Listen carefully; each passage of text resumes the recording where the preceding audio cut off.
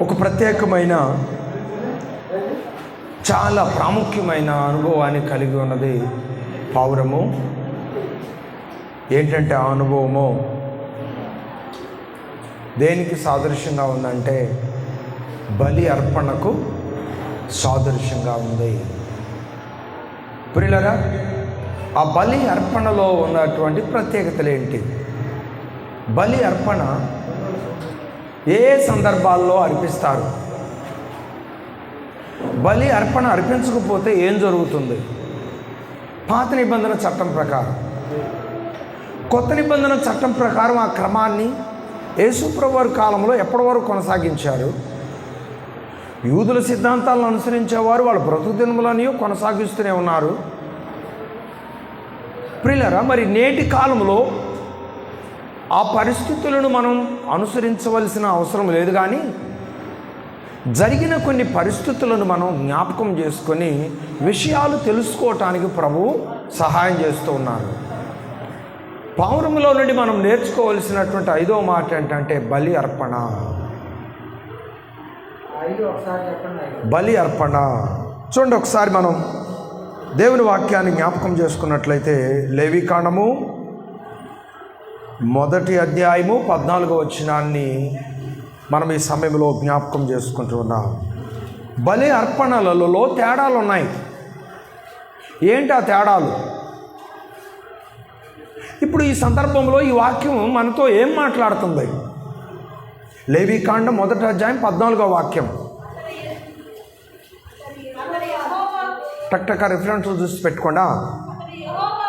అతడు యెహోవాకు దహన బలిగా అర్పించినది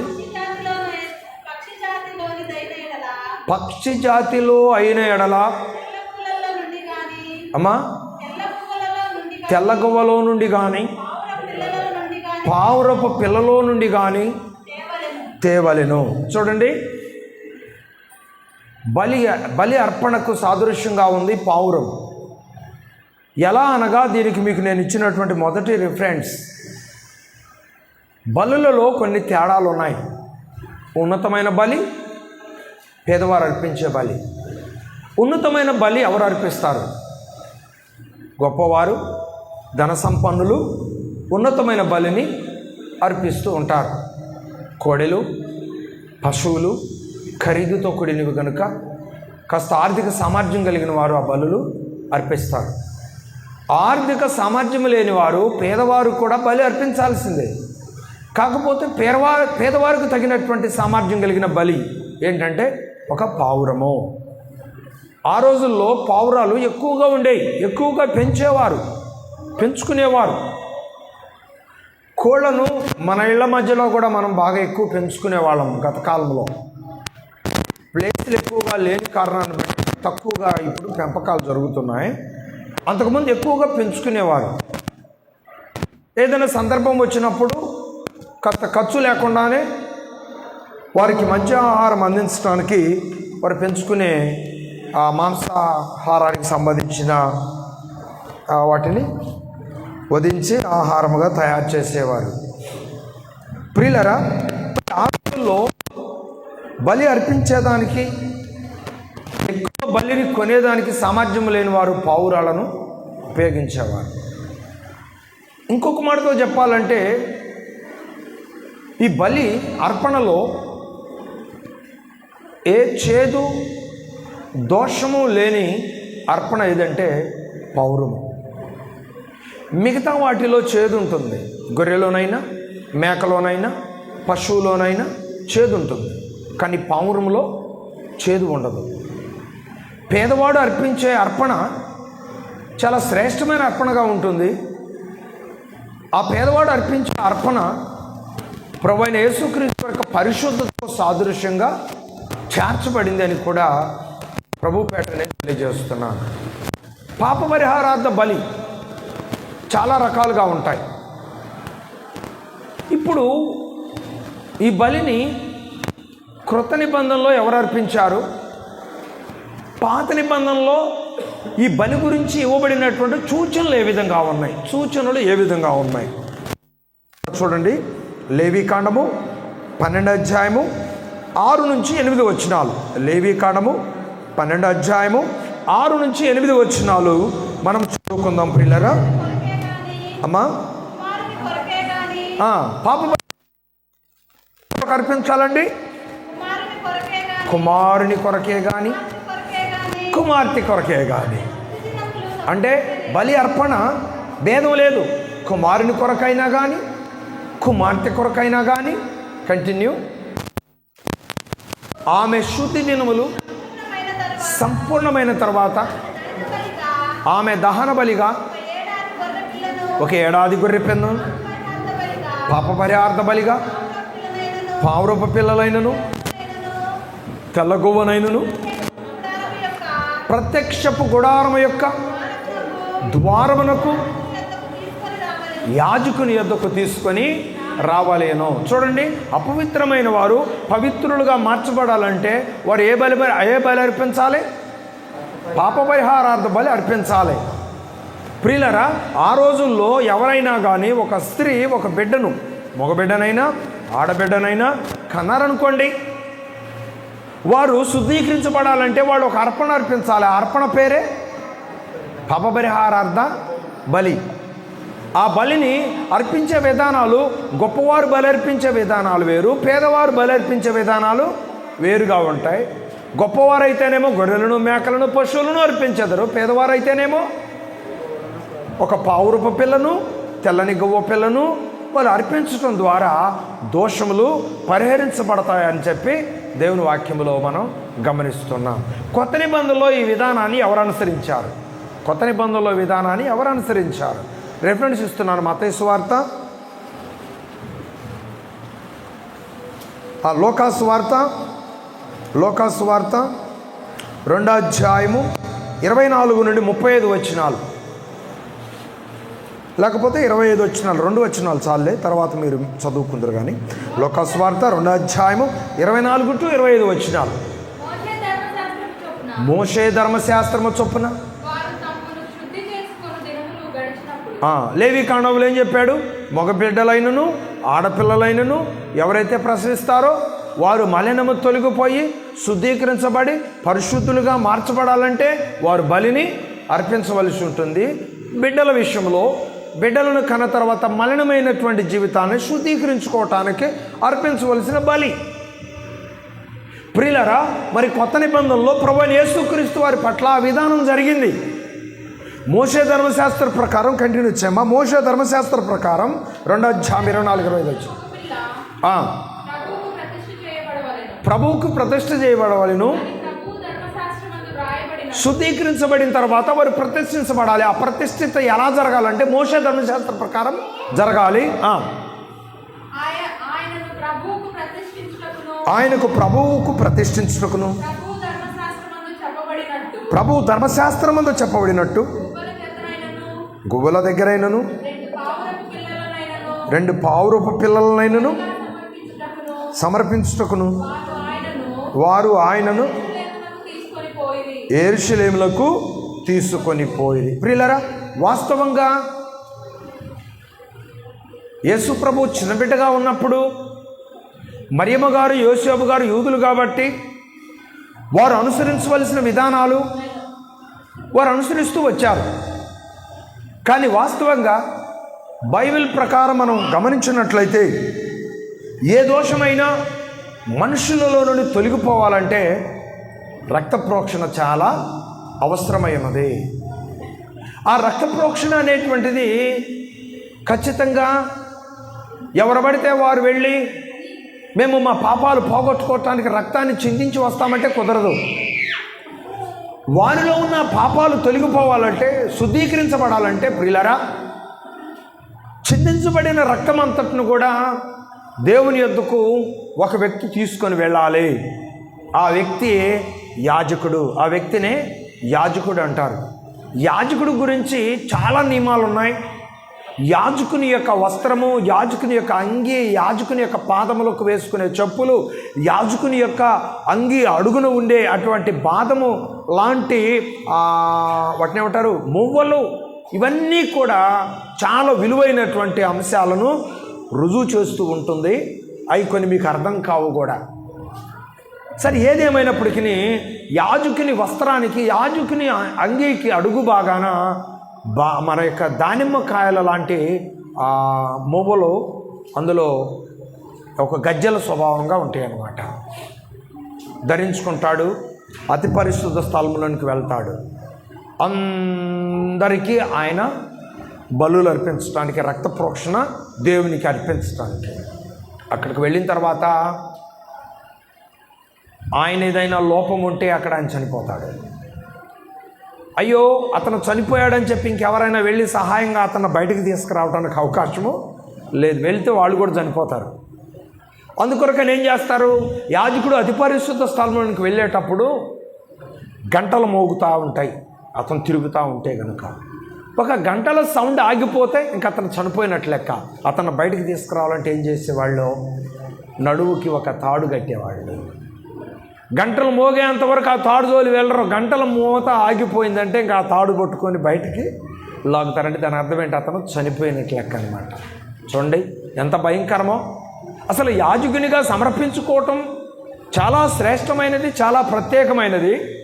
కానీ అలా సమర్పించుకొని కూడా అతనిలో ఏమైనా తండ్రికి విరోధమైన లోపాలు ఉంటే అక్కడే పడిపోయి చనిపోవడం జరుగుతుంది. ఎంత భయంకరం ప్రియులరా. ఈరోజు మనం ఈ విషయాలను నేర్చుకుంటున్నప్పుడు, ఈ విషయాలను తెలుసుకుంటున్నప్పుడు, ఈ పరిస్థితులన్నిటిని ఎరిగిన దేవుడు ఎన్నో జంతువులు చనిపోతూ ఉన్నాయి, ఎన్నో జంతువులు అర్పించబడతా ఉన్నాయి. కానీ ఏ మనిషికి పాపక్షమాపణ పరిపూర్ణంగా లేదు. ఒక మనిషి జన్మించినప్పుడు పాపపరిహారార్థ బలి, ఒక మనిషి కడగా ఉన్నప్పుడు పాపపరిహారార్థ బలి, ఒక మనిషి ఏదైనా తప్పు చేస్తే పాపపరిహారార్థ బలి. ఈ విధంగా మనిషి క్షణం క్షణం తన పొరపాట్లను బట్టి ఏదో ఒక బలిని, గొప్పవారైతే గొప్ప బలి, పేదవారైతే పేదలకు అనుకూలమైన బలులు అర్పించుకుంటూనే ఇక జీవితాలు వెళ్ళిపోతున్నాయో తప్ప వాళ్ళ జీవితాలలో పరిపూర్ణమైన మార్పు రావటం లేదు. పరిపూర్ణమైనటువంటి ఆ రక్షణ అనుభూతి, పాపక్షమాపణ అనుభూతి వాళ్ళ బ్రతుకులో కలగటం లేదు. ఎలా ఉంది, రొటేషన్ లైఫ్ అనమాట. Rotation life.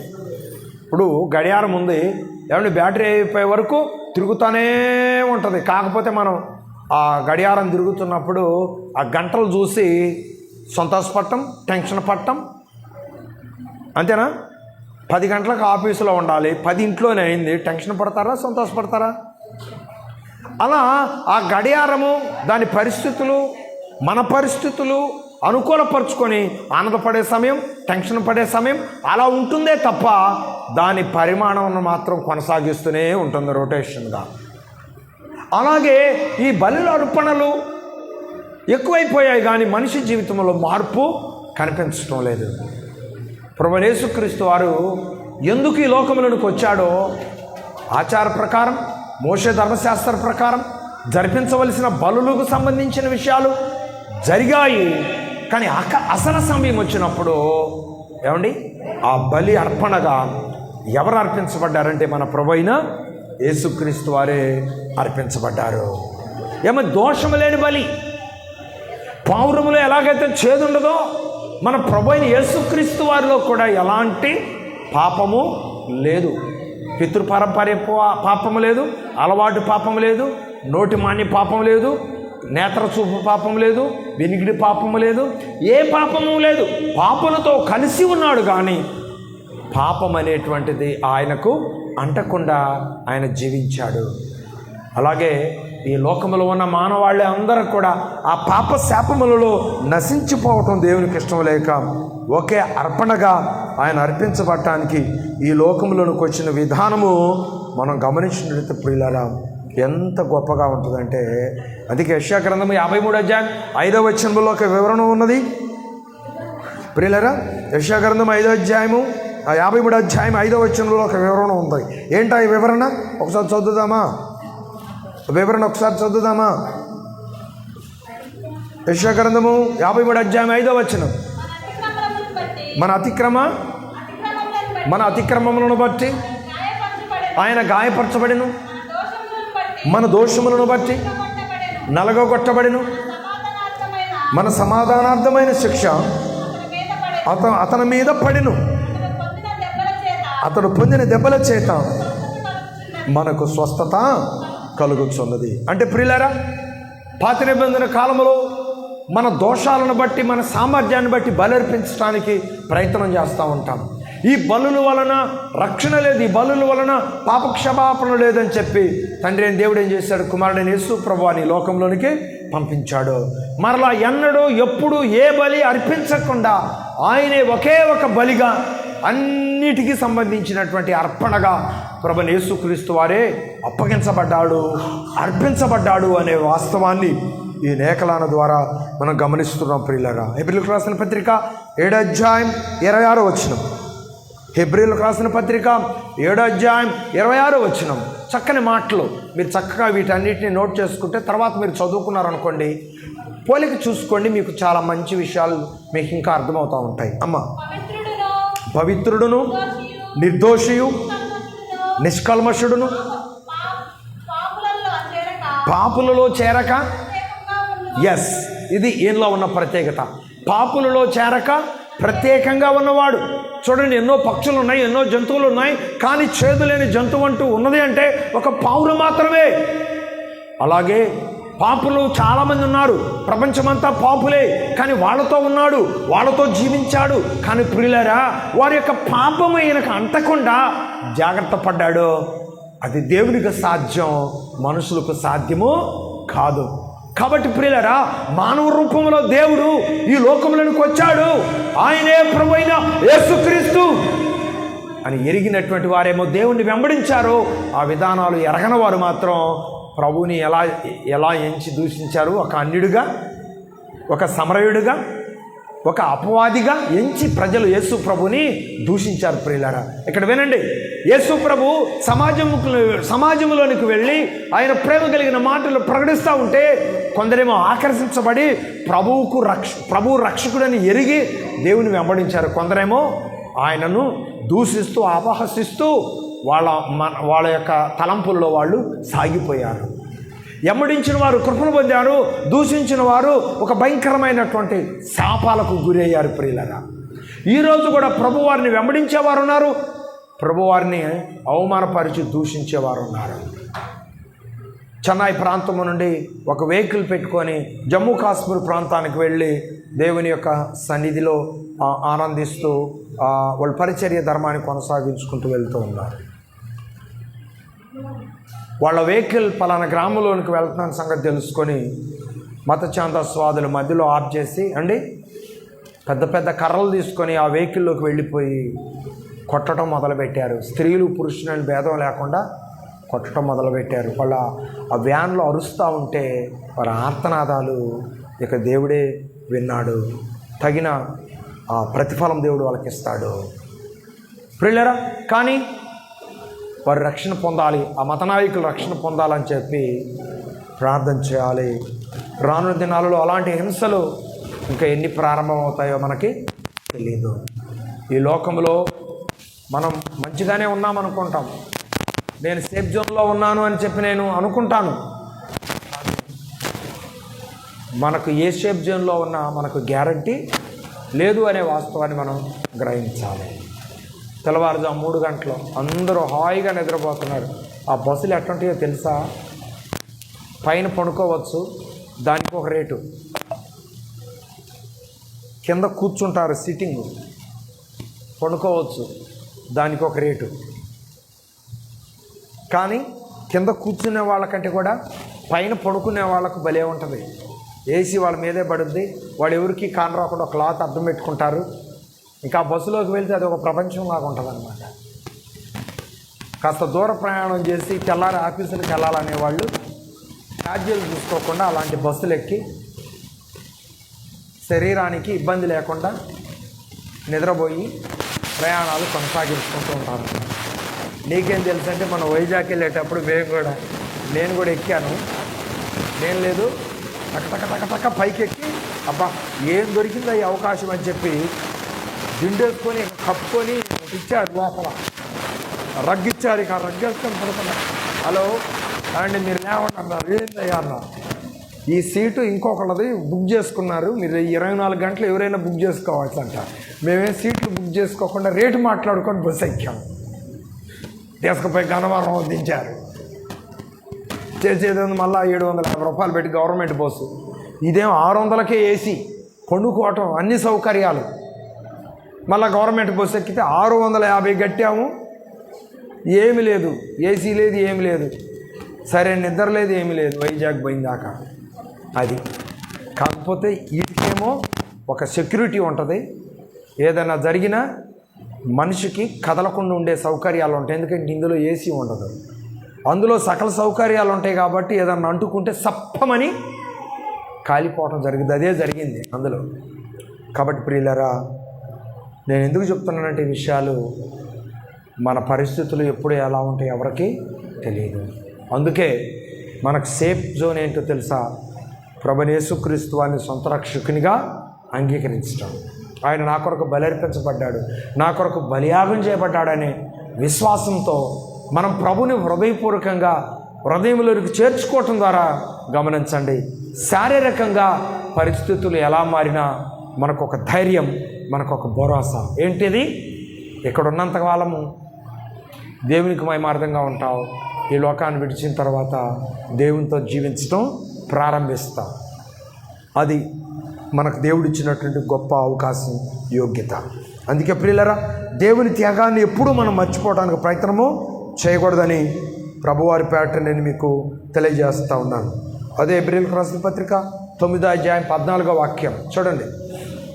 అదే హెబ్రీయులకు రాసిన పత్రిక 9వ అధ్యాయం 14వ వాక్యంలో, అమ్మా, నిత్యుడగు ఆత్మ ద్వారా, వినండి, తనను తాను, మైక్ తీసుకోమ్మా, తనను తాను దేవునికి నిర్దోషముగా అర్పించుకొనిన క్రీస్తు యేసు యొక్క రక్తము నిర్జీవ క్రియలను విడిచి జీవము గల దేవుని సేవించుటకు నీ మనస్సాక్షి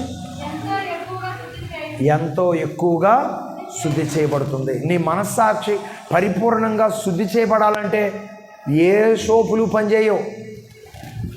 ఏమండి, మురికిని శుద్ధి చేసుకోవటానికి మిషన్లో గుడ్డలేసుకునేదానికి ఒక రకమైన సోపు ఉంటుంది, చేత్తో ఉతుక్కునేదానికి ఒక రకమైన సోపు ఉంటుంది. మరి నీ మనసుకు అంటిన మురికిని శుద్ధి చేసుకోవడానికి ఏ సోపు ఉంది? సోపులు ఏమైనా ఉన్నాయా? జెల్లుకి సంబంధించింది ఏమైనా పదార్థాలు ఉన్నాయా మురికిని శుద్ధి చేసుకోవడానికి? నో.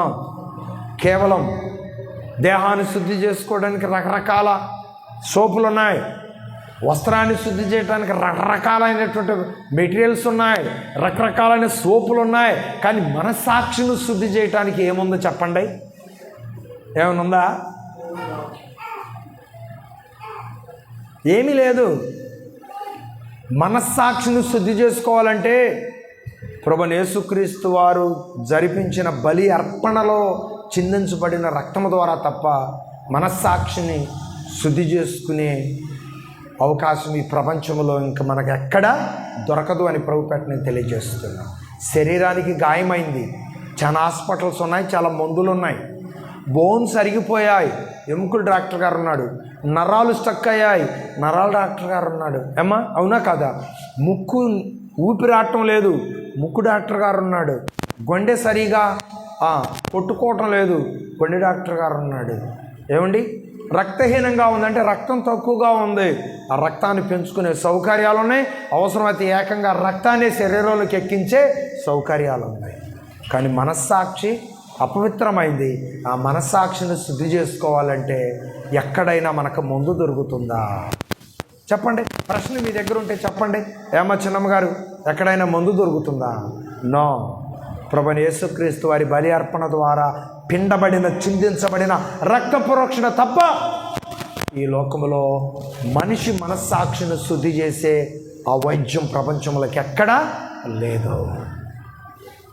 కనుక ప్రియులారా, మనస్సాక్షిని శుద్ధి చేసే వైద్యం ప్రభువైన యేసుక్రీస్తు వారు చిందించిన రక్తములోనే ఉంది. ఒక పాపి పరిశుద్ధుడుగా మార్చబడే భాగ్యం ప్రభువైన యేసుక్రీస్తు వారి యొక్క బలి అర్పణలోనే ఉన్నది అని గుర్తించి మనందరము కూడా నీతిమంతులముగా, పరిశుద్ధులముగా మార్చబడాలని ప్రభువైన యేసుక్రీస్తు వారి ఆచార భక్తిని, ఆచారపు బలులను ఇవ్వకుండా, ఏమండి, క్రియారూపకంగా ఆయన జీవితాన్నే మన కొరకు త్యాగం చేసి బలి అర్పణలో ఉన్న రుజువును ప్రపంచానికి పరిచయం చేసిన దేవుడు మన ప్రభువైన యేసుక్రీస్తు వారు. దేవునికి స్తోత్రం. అందుకే రోమీయులకు రాసిన పత్రిక 12వ అధ్యాయం 1వ వాక్యంలో ప్రభు ఇలాగ తెలియజేస్తున్నాడు. ఫైనల్గా ఏమన్నాడు చెప్పండి? రోమీయులకు రాసిన పత్రిక 12వ అధ్యాయము 1వ వాక్యం. కాబట్టి సహోదరులారా, పరిశుద్ధమును దేవుని అనుకూలము సజీవయాగముగా మీ శరీరములను ఆయన ఆ రోజు బలిగా ఆయన మన కొరకు తన శరీరమును దేవునికి సమర్పించుకొని మరి భయంకరమైనటువంటి ఆ బలి అర్పణగా తనను తాను అర్పించుకున్నాడు. ఈరోజు ఆయన కొరకు మనం జీవించాలంటే ఆయన కొరకు మనం ప్రాణం పెట్టడం అవసరం లేదు. ప్రభువైన యేసుక్రీస్తు వారు చేసిన త్యాగాన్ని గమనించి, ప్రభువైన యేసుక్రీస్తు వారు మన కొరకు చిందించిన ఆ రక్త ప్రోక్షణలో ఉన్నటువంటి ఆ గొప్ప ఆ వెలను గుర్తించి మన మనస్సాక్షిని శుద్ధి చేసుకొని దేవునికి విరోధమైన క్రియలను అనుసరించకుండా దేవునికి ఇష్టమైన క్రియలను అనుసరిస్తూ మన జీవితకాలం అంతయు దేవునికి సాక్షిగా బ్రతకటమే దేవుడు కోరుకున్నటువంటి కోరిక. ప్రియులారా, ఫైనల్గా దేవుడు ఏమంటున్నాడంటే బలి అర్పణ కంటే కూడా మాట వినటము శ్రేష్టం. ఈరోజు ఎవరో మనం బలులు అర్పించబడవలసిన అవసరం లేదు, మనం అర్పించవలసిన అవసరం లేదు, మనం అర్పించబడని అవసరం లేదు. మాట విని ప్రభు రక్త ప్రోక్షణతో శుద్ధీకరించబడిన వారమై దేవుని చిత్తానుసారంగా ఈ లోకంలో జీవించటమే ప్రభు బలి అర్పణకు విలువనిచ్చిన వారం. ఆయన మన కొరకు చేసిన త్యాగం యొక్క విలువలను గుర్తించిన వారం, శుద్ధీకరించబడిన వాళ్ళం, సాక్ష్యం కలిగిన వారం. సమాజంలో ఆ సాక్ష్యాన్ని మనం పరిచయం చేసేవారంగా దేవుని భయం కొరకు జీవించేవారం. ఈ విషయాల్లో మనం చాలా జ్ఞానం కలిగి అడుగులు ముందుకు వేయవలసిందిగా ప్రభుపేట నేను తెలియజేస్తున్నాను. ఫైనల్గా పావురము దేనికి సాదృశ్యంగా ఉంది? దేనికి సాదృశ్యంగా ఉంది? బలి అర్పణకు సాదృశ్యంగా ఉంది. పావురము ఏ దోషము లేనిదిగా, ఏ చేదు లేనిదిగా, ఏ కల్మషము లేనిదిగా ఎలాగైతే ఉంటుందో, దేవుని బలి అర్పణకు అర్హమైనదో, అలాగే మన ప్రభువైన యేసుక్రీస్తు వారు కూడా ఏ పాపము లేని దేవుడు మనిషి కుమారుడి ఈ లోకములో జన్మించి అపవాది మైకములో అనుభవించిన ఆ పాపపు మైకములో నుండి మనలను విడిపించడానికి తనను తాను బలి అర్పణగా మన కొరకు అర్పించబడవలసిన అవసరము ఏర్పడింది. ఆయన చిందించిన రక్తము ద్వారానే శుద్ధీకరించబడవలసిన అవసరము ఏర్పడింది. కనుక ఎవరూ చేయలేని గొప్ప త్యాగం ఆ బలి అర్పణ ప్రభువైన యేసుక్రీస్తు వారికి కలిగి ఉన్నారు. ఈ మహా అర్పణలో ఉన్న ఆ గొప్పతనాన్ని గుర్తించి దేవుని మహిమ కొరకు మన జీవితకాలం అంతయో అడుగులు ముందుకు వేసే విధంగా మనల్ని మనం సమర్పించుకోవాలని ప్రభుపేట నేను తెలియజేస్తున్నాను. ఈరోజు దేవుని బలి అర్పణ అవసరం లేదు, దేవుడు మన కొరకు ఏం త్యాగం చేశాడు అదంతా అవసరం లేదు. నేను ప్రార్థనకి వెళ్తున్నా, నాకేం మేలు జరగలేదు, అందుకని నేను ఏడగబోతున్నా అని చాలామంది పొరుగెడతా ఉంటారండి. నువ్వు ఎక్కడికి వెళ్ళినా తాత్కాలికమైన నీ అవసరతలు తీరతాయేమో కానీ నిన్ను పరలోకానికి చేర్చడానికి, నీ దోషము నీలో నుండి తీసివేయటానికి నీ కొరకు నా కొరకు అర్పించబడిన దేవుడు ఈ ప్రపంచంలో ఎక్కడ లేడు అనే వాస్తవాన్ని గుర్తించి దేవుని చిత్తానుసారంగా ఈ లోకములో అడుగులు ముందుకు వేయటానికి మనందరము కూడా పరమజ్ఞానమైనటువంటి దేవుని ఆ త్యాగపూరితమైనటువంటి ఆ బైబిల్లో ఉన్న సంగతులన్నింటినీ కూడా తెలుసుకొని దేవుని ప్రణాళికలలో ముందుకు కొనసాగటానికి దేవుని కృప ఎల్లప్పుడూ మనకు తోడై నడిపించునుగాక. ఆమేన్. ప్రార్థన చేసుకుందాం. దేవా, పావురము ఫైనల్గా అర్పణకు సాదృశ్యంగా ఉంది. ఎస్, పాత నిబంధనలో పావురాన్ని దోషాలను తొలగింపజేసుకుని అర్పణగా అర్పించబడిన సందర్భం లేవికాండంలో చూసాం. అదే క్రమం యేసు ప్రభువారి తల్లిదండ్రులు యేసు ప్రభువారి పట్ల శుద్ధీకరించబడే విధానంలో పౌరాలను అర్పించిన విధానాన్ని మనం చూస్తూ వచ్చాం. ప్రియులారా, కానీ టోటల్గా ప్రభువైన యేసుక్రీస్తు వారు తనను తాను బలి అర్పణగా సర్వలోకములో ఉన్న మానవుల పాపములు పరిహరించబడే విధంగా ఒకే బలి అర్పణగా ఆయన అర్పించబడిన సందర్భాన్ని జ్ఞాపకం చేసుకున్నాం. మరి మనము రోమీయులకు రాసిన పత్రిక 5వ అధ్యాయం 1వ వాక్యంలో 12వ అధ్యాయం 1వ వాక్యంలో తెలియజేయబడినట్లుగా ఏక సమర్పణ జీవితకాలం అంతయు మన జీవితంలో ఇక ఎవరూ చేయలేని గొప్ప త్యాగం.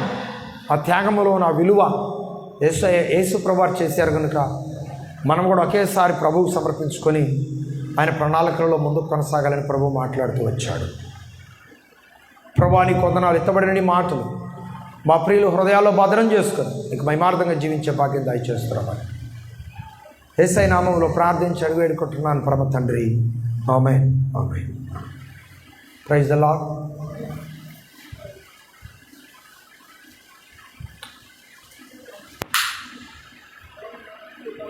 ఇది ఆపారా?